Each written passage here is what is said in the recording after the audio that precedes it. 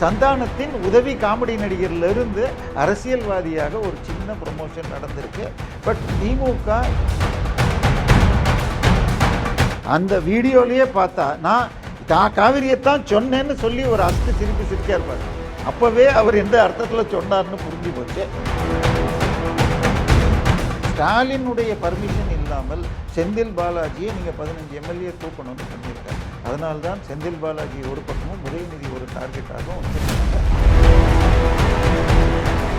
KN Nehru அவர்கள் ஸ்ரீரங்கத்தில் இருக்கிற ஒரு அன்னதான ட்ரஸ்ட் லேண்டை கோயம்புத்தூர் சிங்காநல்லூரில் போய் ரிஜிஸ்டர் பண்ணியிருக்காரு. அது எவ்வளோ லேண்டு? என்ன ஒரு 15 ஏக்கரோ என்னமோ கிட்டத்தட்ட 137 கோடின்றாங்க. நான் விசாரித்தால் 250 கோடி.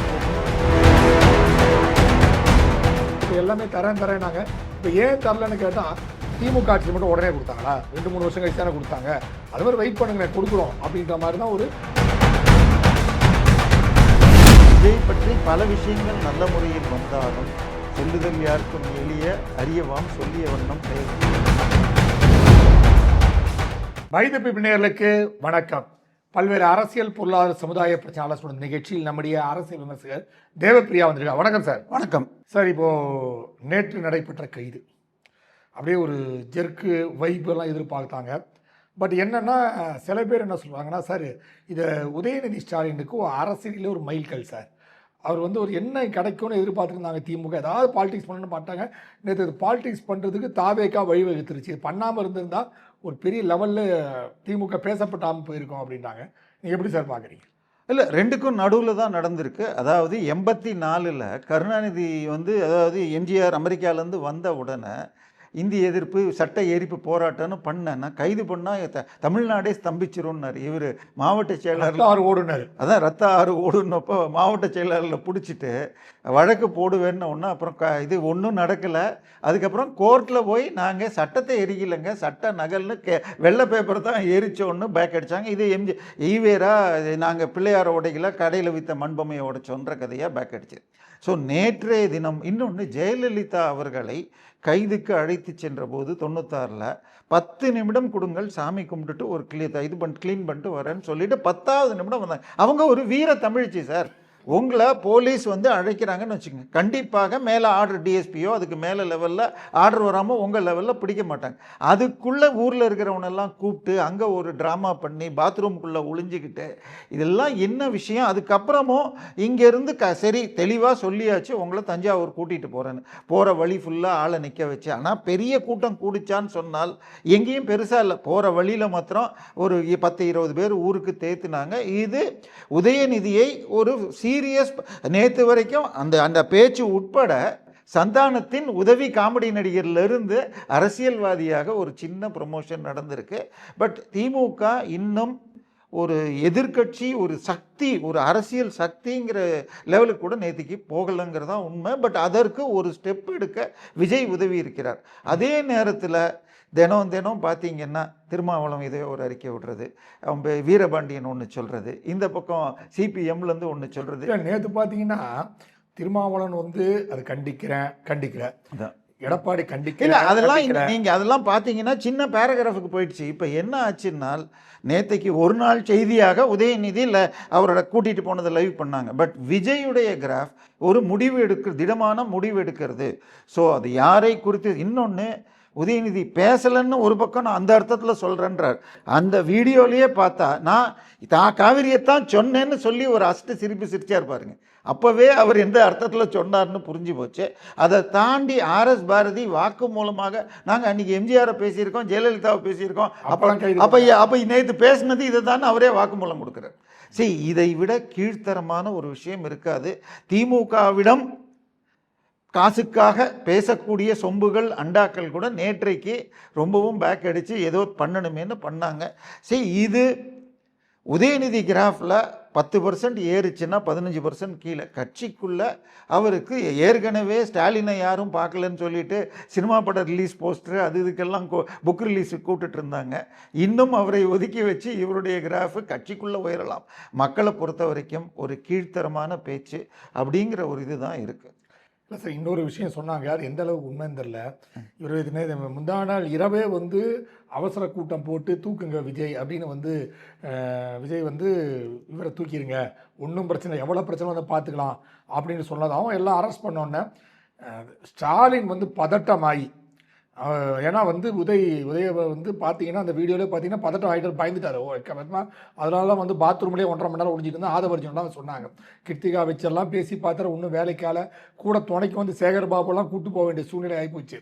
ஸோ அந்த நேரம் பேசும்போது நேற்று வந்து ஒரு 12-1 மணிக்கு திருமாவளவனுக்கு ஃபோன் பண்ணி ஸ்டாலின் தயவுசெய்து கொஞ்சம் பேசி பிரச்சனை பெருசாக்காமல் சால்வ் பண்ணுங்கன்னு சொன்ன மாதிரியும், அவர் திருமாவளவன் தான் பேசி நீதிமன்றத்தில் கைதெல்லாம் பண்ண வேண்டாம் அப்படின்ற மாதிரி கொண்டு வந்ததாகவும் செய்தி இருக்குது. ஸோ எப்படி இது மாதிரி கொஞ்சம் அவங்க பயந்து இது மாதிரி விஷயங்கள்லாம் பேசியிருப்பாங்க இல்லையா? இல்லை, அந்த மாதிரி அப்ரோச் இருக்குமான்னு தெரில. பட் அதை விட நம்ம வருத்தம் என்னன்னு சொன்னால், நீதிமன்றத்தில் வெறும் மென்ஷனுக்கு எடுத்துக்கிறாங்க. ஒரு வழக்கை அரசுக்கு எதிரோ ஏதோ ஒரு தவறான நடவடிக்கைன்னு கொடுத்தால் கூட ஒன்றுமில்லை, 25,000 கோடி கரூர் நிலங்கள் எடுத்த விஷயத்தை இந்த மாதம் போன மாதம் 27ஆம் தேதி வரைக்கும் டைம் கொடுத்து திருப்பி 11ஆம் தேதி தான் ஹியரிங்.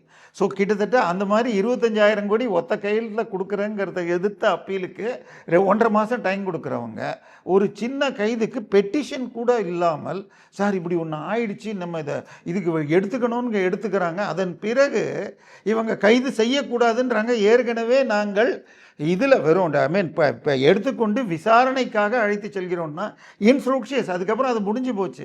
ஆனாலும் எடுத்துக்கொண்டு கவர்மெண்ட்டை இது பண்ண சொல்லியிருக்காங்க, நாங்கள் கைது பண்ண மாட்டோம், விசாரணை பண்ணி அனுப்புவோன்ருக்காங்க. சார் இதில் ஒன்று போன ஆட்சியில் இதெல்லாம் பாசிசம்ங்கிறதுக்குடைய ஒரு உதாரணம் தான். ஒரு பேச்சிற்காகவோ இல்லை ஒரு போஸ்ட்டு ஃபேஸ்புக்கு இன்ஸ்டா போஸ்ட்டுக்காகவோ கைது செய்வதுங்கிறது. இன்னொரு விஷயம் வந்து இந்த நீதிமன்றத்தின் மீது திமுக நம்ம ஏதாவது சொன்னால் வந்து கண்டெம்ட் ஆஃப் கோர்ட்டு போட்டுருவாங்க. நான் வந்து டீசெண்டாக ரொம்ப கஷ்டப்பட்டு சொல்கிறேன், நீதிமன்றத்தில் வந்து திமுகவின் நிழல் படர்ந்திருக்கிறது. அதன் மூலமாக தான் நேற்று கைது விஷயம் போன்ற விஷயங்கள்லாம் கொஞ்சம் ஜகா வாங்கினாங்களோ. இல்லை, நீதிமன்றங்களுக்கு 2-3 விஷயம் இருக்குது சார். அவங்களுக்கு இன்டர்நேஷ்னல் கோர்ட்டில் லிபர்ட்டிக்கு அதிகம் கொடுக்கணும்னு சொல்லிட்டு இந்த மாதிரி விஷயத்தை வேகமாக எடுக்கிறாங்க. உதாரணமாக எந்த கிரிமினல் குற்றம் இருந்தாலும் மாணவர்கள் மீது வழக்கு போட வேண்டாம்னு முந்தா நேற்று சிஜேபி கேஸில் சொல்லியிருக்காங்க. அதான் சொல்கிறேன், இதை பொறுத்த வரைக்கும் இங்கேயே வச்சு விசாரணை பண்ணியிருக்கலாம். ஆனால் மாரிதாஸை கிட்டத்தட்ட ஒரே பேச்சுக்கு 4-5 ஊரில் கொடுத்து தேனி, ராமநாதபுரம், சவுக்கு சங்கர் அப்படி தானே? இல்லை, சவுக்கு சங்கர் விட்டு அவர் வந்து ஸ்பெசிஃபிக் டார்கெட் பண்ணி பண்ணதுன்னு வச்சுக்கோங்க. பட் மாரிதாஸ் போன்றவர்கள் ஏன் கிட்டத்தட்ட 8 நாளோ 10 நாளோ ரங்கராஜன் நரசிம்மன் சாப்பிடாமலே இருந்தார். அவரை பொறுத்த வரைக்கும் நான் நித்தியமாக எனக்கு பூஜைகள் பண்ண விட்டா தான் பண்ணுவேன்னால் அது அலோ பண்ணாமல் 8 நாளோ 10 நாளோ உள்ளே இருந்த வரைக்கும் சாப்பிடாமல் இருந்தார். அதே போல் இவர் 74 வயசில் இவர் அதை நம்ம வக்கீல் வரதராஜன் கைது, இன்னும் சொல்லிக்கிட்டே போகலாம். போய் ஏற்கனவே ஹார்ட் ஆப்ரேஷன் பண்ணி ட்ரீட்மெண்ட்டில் இருக்கிற ஃபெலிக்ஸை டெல்லியிலேருந்து ட்ரெயினில் கூட்டிகிட்டு வந்தாங்க. அவர்கிட்ட கேட்டிருந்தா கூட அவர் டிக்கெட் போட்டு கூட ஃப்ளைட்டுக்கு போலீஸுக்கும் சேர்த்து போட்டிருப்பார். ஆனால் வேண்டுமே, அது மாத்திரம் இல்லை சார், இதை தாண்டி இன்னொன்று நேற்று காலையில் இது வந்த நேரத்திலேயே இன்னொரு செய்தி வந்தீங்க பார்த்தீங்களா? சென்ட் தாமஸ் மவுண்ட்டு போலீஸ் ஸ்டேஷனில் ஒர்க் பண்ணுற இன்ஸ்பெக்டர் முகமது புகாரிங்கிறவர், அதுக்கு பேர் என்ன, நம்ம ஆம்ஸ்ட்ராங் கொலை கேஸ். அந்த ஆம்ஸ்ட்ராங் கேஸில் யார் யார் இருக்காங்கன்னு நமக்கு மர்மமாக தான் இருக்குது. இல்லை, முக்கியம் A1 என்னது அவர் கத்தியால் கொல்லப்பட்ட கேஸில் துப்பாக்கி எடுத்தாரன்னு போய் என்கவுண்டரில் கொல்லப்பட்டார். திருப்பி இன்னொரு என்கவுண்டரில் அப்படின்னு 2 பேர் போய், அதை தவிர இன்னொரு முக்கியமான நபர் ஜெயிலிருந்தே இதுக்கு பிளான் போட்டு கொடுத்தவர் என்பவர் ஏற்கனவே அவர் கிட்னி டிரான்ஸ்பிளான்ட்டு அந்த ஹாஸ்பிட்டலில் ட்ரீட்மெண்ட் கொடுன்னு ஹைகோர்ட் சொன்ன பிறகும் கொடுக்காமல் அஸ்வத்தாமனுடைய தந்தையார் நாகேந்திரன் இறந்தார். ஸோ இதில் தெளிவாக வட சென்னையைச் சேர்ந்த ஒரு திமுக எம்எல்ஏ, காங்கிரஸின் முன்னாள் ஸ்ரீபெரும்புதூர் எம்எல்ஏ, இப்படி பல பேருக்கு தொடர்பு இருக்குன்னப்ப இப்போ சிபிஐ ஒப்படைச்சிருக்காங்களா, அது வெளியே வரும்? இல்லை, இந்த கேஸில் ஒன் ஆஃப் தி அக்யூஸ்ட் வெள்ளைத்துறைங்கிறவனுடைய சிம் கார்டை சவுகார்பேட்டில் இருக்கிற பிஜேபியில் இருக்கிற லோக்கல் தலைவர் தன்னுடைய சிம்மை ஒரு 10 வருஷத்துக்கு முன்னாடி கொடுத்தாரு. அதை கண்டுபிடிச்சிட்டு இந்த ஆள் முகமது புகாரிங்கிறவன் கடந்த 1.5 வருடமாக 40 லட்சம் ரூபா வாங்கியிருக்கானா. முந்தானேத்திக்கு வந்து 5 லட்சம் கொடுன்னு அங்கே உட்காந்து அவர் அங்கங்கே புரட்டி யானகவுனி ஸ்டேஷன் கிட்ட வந்து இன்னொரு பைக்கில் வச்சு அப்படி கொடுத்துட்டு அது போகிறப்ப இதை வெளியில் சொன்னால் தொலைச்சிடுவேன்னு சொல்லிட்டு கையிலேருந்து எதையோ சிந்தட்டிக் ட்ரக்கை காட்டிட்டு இது உன் வீட்டில் இருக்குன்னு சொல்லிவிடுவேன் ஜாகிரதையாக இருந்தோன்னே அவர் யோசித்து பார்த்தாரு, எத்தனை இவ்வளவு கொடுத்தாச்சு, நாளைக்கு இதெல்லாம் போட்டால் பெயிலே வர முடியாத போகுங்கிற பயந்து அவர் கம்ப்ளைண்ட் கொடுக்க அவர் கைது செய்யப்பட்டு இருக்கிறார். இவர்தான் எந்த வழக்காக இருந்தாலும் சமீபத்தில் சென்ட் தாமஸ் மவுண்ட்டில் போட்டுட்டு இருந்தாங்க. முன்னாள் கமிஷனருக்கு நெருக்கமாக இருந்து செய்தவர். விஜய் அவர்கள் இப்பொழுது கையில் போலீஸை எடுத்துட்டார். அதே மாதிரி நேற்றை காலையில் எக்ஸ்பிரஸ்லேயும் இன்னைக்கு தினமலர்லேயும் வந்திருக்கிற செய்தி, IAS IPS அதிகாரிகள் டிரான்ஸ்ஃபர் விஷயங்கள் எல்லாமே முதல்வர், அது மாத்திரம் இல்லை, குண்டா சட்டத்தில் கைதிற்கு முன்பாக முதல்வர் அலுவலகத்தில் கையெழுத்துன்றாங்க. இப்போ இந்தியாவிலேயே 53% குண்டர் சட்ட கைதுகள் தமிழ்நாட்டில் நடக்கிறது அப்படின்னு உச்ச நீதிமன்றத்தில் வாதம் வந்ததுன்னா, கிட்டத்தட்ட ஒரு வருஷத்துக்கு 800 பேர்னா ஒரு மாதத்துக்கு 70 பேர், ஒரு வாரத்துக்கு 15 பேர் என்றால் இவரே இப்பயும் வெள்ளிக்கிழமை சாயந்தரம் 5 மணிக்கு போனார்னால் திங்கட்கிழமை 10 மணி வரைக்கும் எங்கே இருக்காருன்னு தெரியல. பெரும்பாலான குண்டர் சட்டங்கள் வெள்ளிக்கிழமை தான் யோசிச்சு போடுவாங்க, ஏன்னா பெயில் வரதுக்கு முன்னாடி 2 நாள். இந்த சட்டமே இந்த மாதிரி சர்க்குலர் இது செல்லுமான்னு தெரியல. பட் பிராக்டிகலாக நடக்குமான்னு பார்க்கணும் இல்லையா? இல்லை, விஜய் இப்போ கட்சி, அதாவது தான் நிரந்தர முதல்வருங்கிற மாதிரி சில வேகமான ஸ்டெப்ஸை எடுக்கிறார். அவர் கொஞ்சம் ஜெயலலிதா ஸ்டைலில் ஃபாலோ பண்ணுறாரோ? இல்லை, ஜெயலலிதா ஸ்டைலில் ஃபாலோ பண்ணுறதாக அளவுக்கு மீறி போகிறாங்க. ஜெயலலிதாவை பொறுத்தவரை சட்டத்திற்கு மீறி எதுவும் பண்ண மாட்டாங்க. அவங்க இருக்கிற எல்லா கேஸையும் டெக்னிக்கலாக போய் அதன் மூலமாக உங்களுக்கு இப்போ தப்புன்னு சொல்லி நிரூபித்து வெளில வந்தாங்க. குற்றம் இல்லைன்னு இல்லாலும் டெக்னிக்கலாக ப்ராப்பர் பர்மிஷன் வாங்கலை இந்த எப்படி. ஆனால் திமுக கேஸை க்ளோஸ் பண்ணும், எஃப்ஐஆரை க்ளோஸ் பண்ணும். கடைசியாக நீங்கள் இதை பார்த்துருந்தீங்கன்னா 28 கோடி வாங்கிய கட்சி தாவல் செய்த அடுத்த மாதமே அவரை பண்ணியிருக்காங்க. ஸோ இந்த மாதிரி எல்லாம் செய்வது விஜய் அந்த மேடம் ஸ்டைலையும் எடுத்துக்கிட்டு சட்டவிரோதமாக போகிறதுல இதுவும் பண்ணுறாரா? ஏன்னா ஒரே கையெழுத்தில் 25,000 கோடிக்குள்ள மதிப்புகள் கரூரில் போச்சு. ஸோ இது எல்லாமே இவருக்கு சிக்கல் தருமா? பட்ஜெட்டை இன்னொன்று, என் கட்சி எம்எல்ஏவை நீ வாங்குறியா, உன்னை என்ன பண்ணுறேன் பாரு அப்படிங்கிற ஒரு இதுவும். அதே மாதிரி உதயநிதி, நான் உட்கார வேண்டிய சீட்டில் என்கிட்ட சம்பளம் வாங்கின ஒரு நடிகர் உட்காரலாமா அப்படின்னு ஸ்டாலினுடைய பர்மிஷன் இல்லாமல் செந்தில் பாலாஜியை நீங்கள் 15 எம்எல்ஏ தூக்கணும்னு பண்ணியிருக்கார். அதனால்தான் செந்தில் பாலாஜி ஒரு பக்கமும் உதயநிதி ஒரு டார்கெட்டாகவும் வச்சுருக்காங்க. ஸோ தெளிவாக பட்ஜெட்டை முடிஞ்ச பிறகு அடுத்த 15 நாளில் இன்னும் வேகமாக மேலும் சில கேஸ் எடுக்கும். சனாதனம் கேஸை எடுத்தால் இதை விட வேகமாக, ஏன்னா 10 ஸ்டேட்டில் எஃப்ஐஆர் போட்டு கேஸ் நடக்குது ஹைகோர்ட்டில், தமிழ்நாட்டில் போடப்படலை. இல்லை, ஒருவேளை இந்த விஷயத்துக்கு ஏன் இந்தியா ஃபுல்லாக கேஸ் போடல? ஏன்னா முன்னாடி பார்த்தீங்கன்னா பல தொலைக்காட்சியில் இதுதான் டிபேட்டாகவே போச்சு இல்லையா? இல்லை, அதுதான் பிரச்சனை. என்னென்னா அவங்களுக்கு 3 விஷயம் சார். ஒன்று, விஜய் ஒரு கிரிப்பான லீடர்னு காட்டுறதுக்கு இது யூஸ் ஆகுது. இன்னொன்று, தேவையில்லாமல் அரசியலில் இல்லாத ஒரு நபரை தரக்குறைவாக பேச விட்டார். ஏன்னா அனிதா ராதாகிருஷ்ணன் முதல் கைதும் அதுக்கு தான். அதுக்கு பிறகு அவருக்கு அன்றைக்கி இது கிடைக்கல, ரிமாண்ட் கிடைக்கல, அன்றைக்கி அவர் சொந்த ஜாமீனில் வந்தார். அதற்கும் முன்னால் இது அருவருப்பாக பேசக்கூடியதில் எக்ஸ்பர்ட்டான முக்தார், அவர் மீது முதல்ல வேலூர் வீட்டுக்கு போலீஸ் போய் அழைத்ததே இதே மாதிரி விஜயையும் த்ரிஷாவையும் இணைத்து பேசியதுக்கு. அதுக்கப்புறம் அதில் கைது செய்யாமல் இது ஒரு பிஜேபி தலைவர் கொடுத்த இதில் போட்டு இப்போ குண்டர் சட்டத்தில் போட்டிருக்காங்க.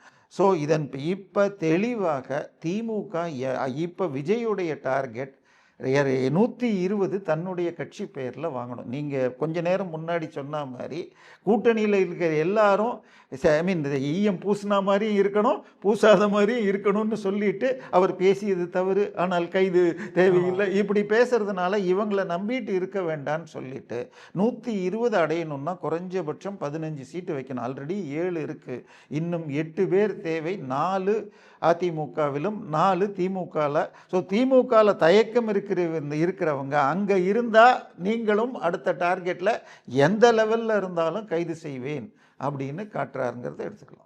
இப்போது நீங்கள் சொல்கிற மாதிரி இப்போ ஒரு 4 பேர் திமுகனா அங்கே எல்லாருமே அப்படியே உடன்பிறப்புகள், அப்படியே கொள்கை பற்றாளர்கள், அப்படியே கருணாநிதியும் ஸ்டாலினும் பயிர் கொடுத்த அந்த பயிலரங்கத்திலே அந்த இடத்துல நாங்கள் பயின்றவர்கள்லாம் சொல்லி சுற்றிட்டு இருக்காங்க சார். அதெல்லாம் சொல்லலாம் சார். அப்படி சொல்லி கொண்டவர்கள்லாம் தான் தோற்று போனாங்க.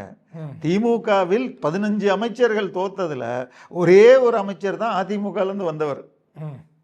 அது தவிர கடைசி நிமிஷத்தில் இந்த ஆட்சி கடைசி 6 மாதத்தில் வந்து ஓபிஎஸ் பாண்டியன் இது மனோஜ் பாண்டியன் இவர் அதுக்கு பேர் என்ன வைத்தியலிங்கம் எல்லாம் ஜெயிச்சிருக்காங்க. ஸோ 57 பேர் ஜெயிச்சதில் 5 பேர் மாற்று கட்சி. அது தவிர கட்சி தாவி வந்தவங்க கடைசியாக வந்தவங்க 3 பேர்னா 40-45 பேர் தான்.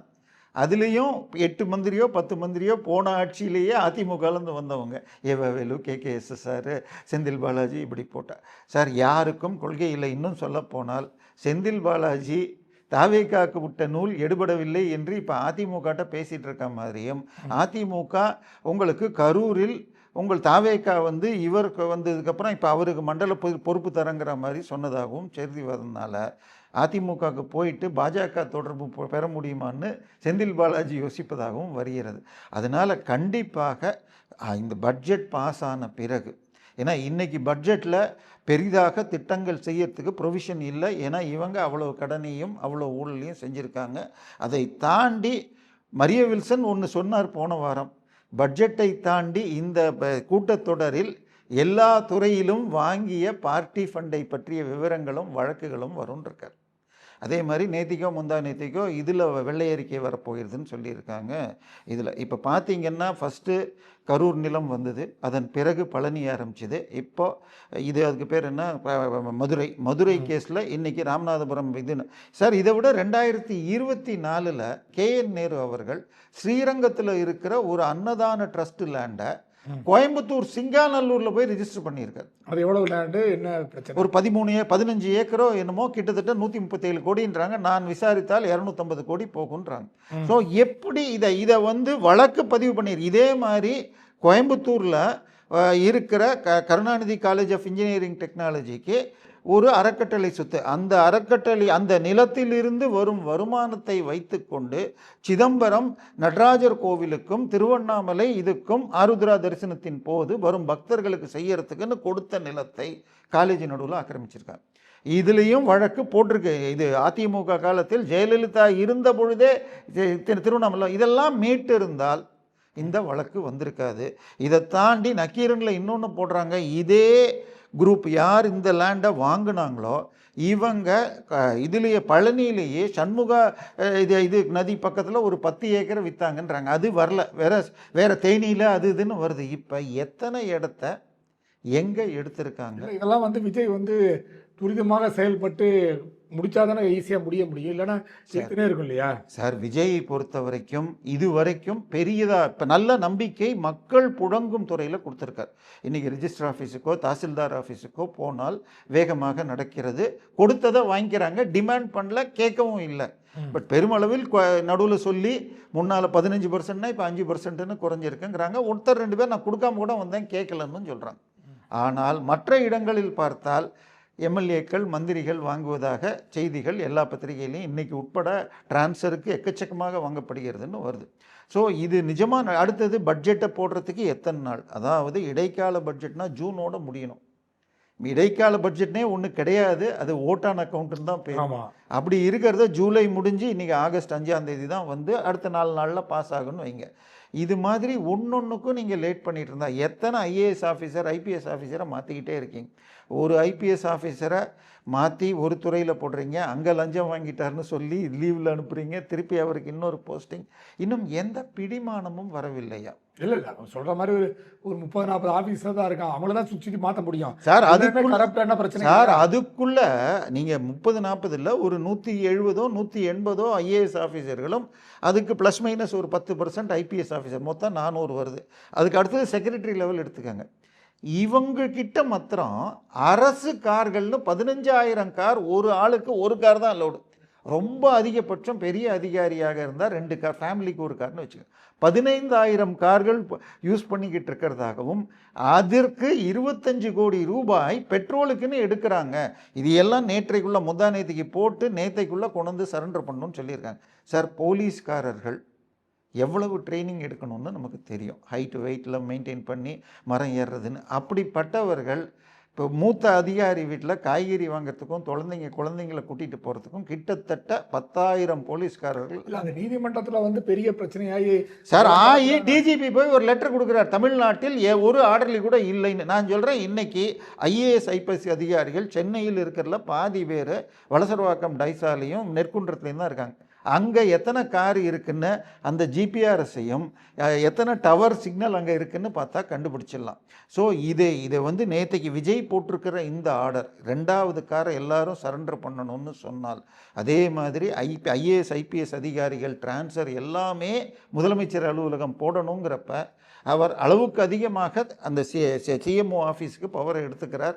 அதை யார் கண்ட்ரோல் பண்ண போகிறாங்கன்றாங்க தெரியல. மூவேந்தர்கள் அங்கே இருக்காங்கன்றா, சரி சிற்றரசர்களா, இவர் வேந்தர்னா சிற்றரசர்கள் விஷ்ணு ரெட்டி பிரதானமாகவும் ஜான் ஆரோக்கியசாமியும் இவரும் செய்கிறாங்கன்றாங்க. ஸோ இவ்வளவு மாற்றங்கள் மக்கள் இதெல்லாம் என்ன, இன்றைக்கி பட்ஜெட்டில் பெருவாரியான மக்கள் எதிர்பார்த்தது 2,500 ரூபா கிடைக்குமா, இல்லை 200 யூனிட்டுங்கிறது மாதமா? இந்த கரண்ட் வந்து ஒரு 200 யூனிட் ஃப்ரீ அதெல்லாம் அறிவிச்சாச்சு சார். சார் 200 யூனிட்னு அவர் சொன்னது மாதம் பில்லு எடுக்கப்படும். 200 யூனிட்னா மாதத்துக்கு 200 யூனிட். இப்போ 2 மாதத்துக்கு 200 யூனிட் ஆகிட்டு, அதுவும் 500 யூனிட்டுக்கு மேலே போல இல்லைன்னு சொல்லியிருக்காங்க.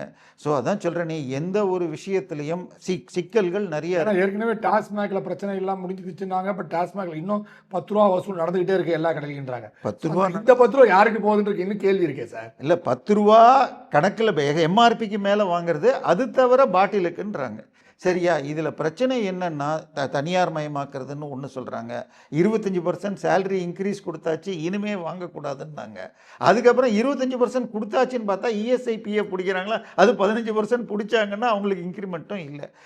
எந்த ஒரு விஷயத்திலும் தெளிவில்லை. என்னை பொறுத்த வரைக்கும் டாஸ்மாகில் இப்போ விசாகன் வரைக்கும் போய் எஃப்ஐஆர் போட்டிருக்காரு. அவரே தலைமறை லீவ் போட்டிருக்காரு, காலை காணுன்றாங்க, தலைமறைவன் பத்திரிகை சொல்லுது.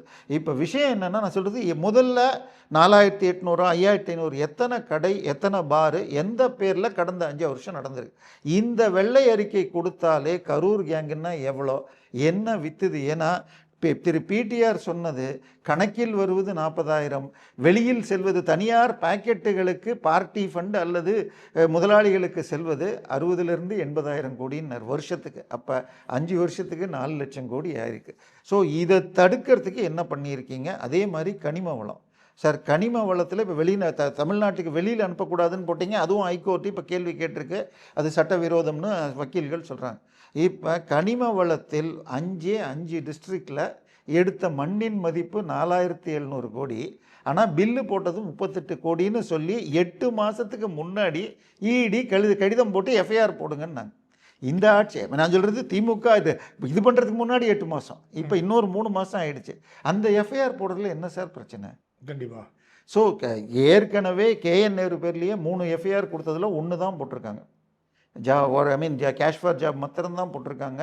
இன்னும் டிரான்ஸ்ஃபர் மற்றும் இது போடலை ஆச்சா. அதே மாதிரி இதெல்லாம் போட்டால் திமுக கொஞ்சம் கூட நிமிர முடியாது. அதை பண்ணாமல் ஒரு வெற்று பேச்சுக்காக அரெஸ்ட்டுங்கிறது கொஞ்சம் டீடைன்டுங்கிறது கரெக்டான வார்த்தையாக இருக்கும். ஸோ கூப்பிட்டு விசாரித்தல் அப்படிங்கிறது தான் கரெக்டான வார்த்தை. இன்னொரு விஷயம், இந்த பட்ஜெட்டில் நீங்கள் ஏற்கனவே சொன்ன மாதிரி இன்னொரு விஷயம் தான், இந்த பட்ஜெட்டில் வந்து இந்த 2,500 ரூபா அறிவிப்பாங்க. அது மிகப்பெரிய கேள்விக்கு இருந்துச்சு. ஆண்டுக்கு 6 சிலிண்டர் அது இல்லை அப்படின்ற ஒரு சூழ்நிலை இருக்குது. இப்போ எதுக்கு இப்போ எல்லாமே தரேன்னாங்க. இப்போ ஏன் தரலன்னு கேட்டால், திமுக ஆட்சியில் மட்டும் உடனே கொடுத்தாங்களா? 2-3 வருஷம் கழிச்சு தானே கொடுத்தாங்க. அது மாதிரி வெயிட் பண்ணுங்க, கொடுக்குறோம் அப்படின்ற மாதிரி தான் ஒரு சர்டாஸ்டிக்காக சொல்லிட்டு இருக்காங்க. அது வருமா வராதா? இல்லை, அதை விட நம்ம தலைவர் தான் ரொம்ப அழகாக சொன்னார். பிடிஆர் டேட்டு கொடுத்தோமா, தேதி சொன்னோமா, எப்போ கொடுப்போன்ட்டு. ஏன்னா 2.5 வருஷம் கழித்து பஞ்சாப் கார்பரேஷன் எலெக்ஷன் வர்றதுக்கு 2 மாதம் முன்னாடி தான் இந்த உரிமை தொகையை கொடுத்தார். இல்லை சார், உரிமை தொகையை பொறுத்த வரைக்கும் மகாராஷ்டிராவில் ஒன்று ரொம்ப சரியாக பண்ணிகிட்ருக்காங்க. அதாவது கிட்டத்தட்ட 1.5 கோடி பேருக்கு கொடுத்ததில் ஒரு 99 லட்சம் பேர் தகுதி இல்லாமல் உள்ளே இருக்காங்கன்னு நீக்கிட்டு அவங்களுக்கு கொடுக்குறாங்க. அதே போல் இங்கேயும் சரி செஞ்சுட்டு தேவையானவர்களுக்கு கொடுத்து பண்ணி, இன்னும் சொல்ல போனால் அதில் 1.5 கோடியில் 22,000 ஆண்கள் பெண்கள் பேரில் வாங்கிட்டு இருந்தாங்க. ஸோ இப்படியெல்லாம் இருக்கிறத சரி பண்ணிட்டு கொடுக்கணும். ஆனால் எதையோ அன்றைக்கி வரமாட்டோங்கிற தைரியத்தில் ஒரு வாக்குறுதி கொடுத்தாச்சு. இப்போ என்ன செய்கிறாருன்னு பார்க்கணும். இன்றைக்கி பட்ஜெட்டில் மோஸ்ட்லி அண்ணன் சீர்னு சொல்லிட்டு இது தாலிக்கு தங்கம் தங்கம் பட்டுப்புடவை தாலிக்கு தங்கங்கிறது ஜெயலலிதா ஆட்சியில் இருந்தது. அதுக்கு திமுக நிறுத்தி வச்சாங்க. நிறுத்தி வச்சுட்டு அதுக்கு பதிலாக இது 1000 ரூபா அந்த கவர்மெண்ட் ஸ்கூலில் படித்தான்னு சொல்லிட்டு இது கொடுத்தாங்க. இப்போ தாலிக்கு தங்கங்கிறத பதிலாக அண்ணன் சீரனும் அதோட ஒரு பட்டுப்புடவைன்றாங்க. பட் அதுக்கு மொத்தம் 800 கோடி ஒதுக்கி இருக்கிறதாக பட்ஜெட் சொல்லுது. பிறந்த குழந்தைக்கு ஒரு சவரனுக்கு 700 கோடி, ஒரு கிராமுக்கு 700 கோடின்னா இது ஒரு சவரன் பிளஸ் பட்டுப்புடவை. அப்போ 800 கோடின்னா அதில் 10க்கு ஒருத்தர் கூட இங்கே கிடைக்க போகிறதில்ல. ஸோ எல்லாமே ஐவாஷாக இருக்குது. மக்கள் முதல் சார் அந்த ஜெயலலிதா ஆட்சி காலத்தில் இந்த லேப்டாப்பு, சைக்கிள் இது மாதிரி மாணவர்களுக்கான சிறப்பான திட்டங்கள் இருந்துச்சு. பல பேரும் சொன்னாங்க சைக்கிள் வச்சு தான் சார் நாங்கள் நிறைய பேர் படிக்கவே. ஆமாம்மா, இல்லாட்டி 10வது முடித்தா கிராமத்துலேருந்து அனுப்ப மாட்டாங்க, பஸ்ஸுக்கு போயிட்டு எப்போ வருவேன்னு தெரியாது. அதனால் இப்போது அந்த சைக்கிள் திட்டத்தையும் திமுக அரசு நிறுத்தி வச்சுது. லேப்டாப்பை கடைசி காலத்தில் காலேஜ் விட்டு வெளியே போகிறவங்களாம் கொடுத்து அது ஒரு கெட்ட பேர் வாங்கினாங்க. இப்போ திடீர்னு ஸ்மார்ட் சைக்கிள்லாம் அறிமுகப்படுத்தி இது போட்டு தரப்போகிறேன் அப்படின்றது பட்ஜெட்டில் சொல்லல. இப்போ பட்ஜெட்டில் 2000 கோடி லேப்டாப்புக்குன்னு சொன்ன மாதிரி ஒரு செய்தி வருகிறது. அதே மாதிரி ஸ்மார்ட் சைக்கிளும் தரப்போகிறோன்றாங்க. ஸ்மார்ட் இன்னைக்கு சைக்கிளே ஓட்ட முடியுமான்னு தெரியல. சிட்டி ரோடுகளில் நேற்றுக்கு தான் தீர்ப்பே வந்திருக்கு. ரோடு எவ்வளோ முக்கியமோ அந்த அளவுக்கு பாதசாரிகள் நடைபாதையும் முக்கியம்னு எனக்கு தெரிஞ்சு பெரும்பாலான ரோட்டில் நடைபாதை கிடையாது, சைக்கிளில் போக முடியாது. பட் என்ன செய்கிறாங்கன்னு பார்க்கணும் சார். மக்களுக்கு முதல்ல இன்றைக்கி எத்தனை குழந்தைங்க கவர்மெண்ட் ஸ்கூலுக்கு போகிறாங்க. ஏன்னா ப்ரைவேட் ஸ்கூலுக்கு பல வசதிகளை இந்த ஆட்சி போன ஆட்சியில் கொடுக்குற ஒன்றுக்கும் கோடிக்கணக்கில் வாங்கி இப்போ அரசகுமார்னு சொல்லிட்டு இவருடைய வலதுகை உதயநிதி ரசிகர் மன்ற தலைவர் ஆஸ்கார் அழுகை புகழ் அன்பில் மகேஷ் பொய்யாமொழியுடைய வலதுகையாக இருந்தவர் இப்போ குண்டர் சட்டத்தில் இருக்கார். நீங்கள் தனியார் பள்ளிக்கூடத்துக்கு கொடுக்குற இந்த முக்கியத்துவத்தை நானும் நீங்களும் படித்தது ஒரு கவர்மெண்ட் ஸ்கூல் தான். அப்படி இருக்கிறப்ப இன்றைக்கி கவர்மெண்ட் ஸ்கூலில் படிக்கிற மாணவர்களுக்கு என்ன பண்ணி தரீங்க? ஏன்னா போன ஆட்சியில் கவர்மெண்ட் ஸ்கூலில் கரண்ட் பில்லே கட்டல, அதுக்கே வசதி இல்லாமல் இருந்தது, வைஃபை வசதி இல்லாமல் இருந்துச்சு. ஸோ இது இந்த வசதி இல்லை. அதான் கழிப்பறை. நேற்றுக்கு பார்த்தீங்கன்னா ஒரு பள்ளிக்கூடத்தில் திண்டுக்கல்ல ஒரு பள்ளிக்கூடத்தில் ஐயாவூரில். ஆமாம். ஸோ இதெல்லாம் அதான் சொல்கிறேனே, இப்போ போன ஆட்சியில் வேங்கை வாசல்னால் இது இந்த ஆட்சிக்கு இது இருக்குமான்னு தெரியல. விஜய் இன்னும் வாரத்துக்கு 4.5 நாள் இருக்கார், 1.5 நாள் 2.5 நாள் காணாமல் போகிறார். இன்னும் அவர் ஆக்டிவாக செயல்பட்டு ஆட்சி கிரிப்பில் பிடிக்கணும். ஏன்னா இப்போ போன வாரம் ஒரு செட் ஆஃப் அதிகாரியை மாற்றுறீங்க, அதில் 3ல் ஒருத்தரை இந்த தடவை அடுத்த 10 நாளில் மாற்றுறீங்கன்னா ஒன்றும் என்ன நடக்குதுன்னு தெரியல. பட் அதிகாரிகள் இன்னும் பவர்ஃபுல்லாக இருக்கிறார்கள். ஒரே ஒரு அதிகாரி 3 பில்டிங்க்கு மட்டும் அப்ரூவல் கொடுத்து 100, அதாவது விஜய்க்கு தகவல் இதை தடுக்கணும்னு சொன்னாங்களாம். அவர் இவருக்கு ஏதாவது கொடுத்துடாது 2 நாள் முன்னாடி கொடுத்தாச்சுங்கன்றாங்களாம். பிரகாசமான அந்த அதிகாரி ஒன்று, நமக்கு அதுக்கு பேர் என்ன சொல்கிறது, அடையார் கேட் ஹோட்டல், அந்த ஹோட்டலுக்கு அடிஷ்னல் ஃப்ளோர். அதன் பிறகு அதே குரூப்பு, ஹேஷியமான அந்த குரூப்பு கோயம்பேடில் 2 பில்டிங் 2 ஃப்ளோர் டவர் கட்டிட்டு அந்த மொத்த இடத்துல ஒரு போர்ஷன் கோயில் இடம். அதனால் அதற்கு ட்ரைனேஜ் கனெக்ஷன் கொடுக்காமல் செப்டி டேங்க்லேருந்து எடுத்துகிட்டு இருக்காங்க, வாட்டர் கனெக்ஷன் கொடுக்கலன்னு நினைக்கிறேன். ஸோ அதனால் அந்த இடத்துக்கு பதிலாக கோயில் இடத்துக்கு பதிலாக ஆல்டர்னேட் இடம் கொடுக்கறத அப்ரூவ் பண்ணியிருக்காங்க. இதே மாதிரி இன்னொரு இடத்துக்கும் இந்த 3 ப்ராஜெக்ட் ஒரே நிறுவனத்திற்கு 100 கோடி ரூபாய் பெற்றுக்கொண்டு அந்த அதிகாரி கொடுத்தாருன்னு வருது. அதே மாதிரி சத்யபிரதா சாஹூ டிரான்ஸ்ஃபருக்கு 13 கோடி நீர்வளத்துறையில் பண்ணார். நீர்வளத்துறை ககன்தீப் சிங் பேடி பஞ்சாபில் மெடிக்கல் காலேஜ் வச்சிருக்காராம. இல்லை, அதான் நீர்வளத்துறையில் பொதுப்பணித்துறை திலகம் எப்படி அந்த பேர் வச்சாங்கன்னு தெரியாது, அவரை தூக்கி டிரான்ஸ்ஃபரில் போட்டாங்கன்றாங்க. இன்றைய தினம் பத்திரிகை சொல்வது அவர்தான் இன்னும் கண்ட்ரோல் பண்ணிக்கிட்டு போன ஐஏஎஸ் அதிகாரியை திருப்பி பண்ணுறதுக்குரிய வேலையை செய்து கொண்டிருக்கிறாருங்கிறது. ஸோ விஜய் பற்றி பல விஷயங்கள் நல்ல முறையில் வந்தாலும் சொல்லுதல் யாருக்கும் எளிய, அறியவாம் சொல்லிய வண்ணம் செயல். ஆரம்பத்தில் மக்கள் உங்கள்கிட்ட மாற்றத்தை பார்த்தாலும் அது தொடரும் என்ற நம்பிக்கை நமக்கு வரவில்லை. ஏன்னா இது போன ஆட்சி ஆரம்பத்தில் செந்தில் பாலாஜியை என்ன சொன்னார், நார்த் மெட்ராஸ் பவர் பிளான்ட்டில் மாத்திரம் 2 கோடி கிலோ தங்கம், நிலக்கரி 2.28 லட்சம் டன் நிலக்கரி காணவில்லை. ஸோ அதிமுக ஊழல் கடைசி வரைக்கும் 5 வருஷத்தில் கண்டுபிடிக்கல 2 கோடி கிலோ கறின்னா. ஏன்னா குறைந்த கேலரி கறியை வாங்கிட்டு அட்ஜஸ்ட் பண்ணியிருக்காங்க. ஸோ இது எல்லாத்தையும் விஜய் என்ன செய்கிறார், மக்கள் மிகப்பெரிய எதிர்பார்ப்பில் இருக்காங்க. கடைசியாக ஒரு சர்வே 2 விதமாக சர்வே எடுக்கப்பட்டதாம். 7 தொகுதி இடைத்தேர்தலில் இன்றைக்கு நிலைமை என்ன என்று பார்த்தால் திருச்சி கிழக்கு மட்டுமே தான் ஆளுங்கட்சிக்கு சாதகமாக இருக்கிறது என்றும் மீதமுள்ள 6 தொகுதிகளும் சிக்கலாக இருக்கும். அதிலும் ஐ மீன் 5 தொகுதிகளில் இப்போதைய வேட்பாளர் வேண்டாம் எம்எல்ஏக்கள் அப்படின்னு வந்ததாகவும் செய்தி பரவுது. இது விஜய் கட்சி ஆட்சி மாத்திரத்துக்காக பரப்புகிறாங்களா இல்லை திமுக ஐடி விங் பரப்புதான் தெரியல. பட் மக்கள்கிட்ட நிச்சயமாக தாவேகா மீதான நம்பிக்கையில் ஒரு தளர்ச்சி இருக்குங்கிறது உண்மை. கண்டிப்பாக சார், நேரத்தை ஒதுக்கி பேசுறது மிக்க மகிழ்ச்சி. நன்றி. நேரில் மீண்டும் அடுத்த நிகழ்ச்சியில் சந்திப்போம். அதுவரை நன்றி, வணக்கம்.